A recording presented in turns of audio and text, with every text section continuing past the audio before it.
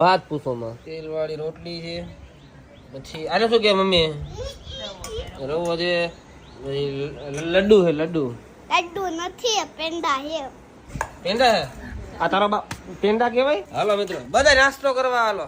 કોણ કોણ 1:30 વાગે ઉઠે મને કોમેન્ટ કરીને કહી દેજો હે શું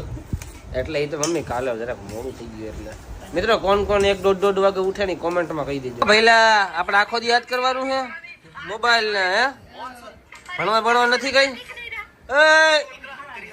હવે આપણે સોડા પાઈ દીધી છે સોડા પણ એ પેલા ફ્લિપકાર્ટ માંથી કઈક મંગાવ્યું છે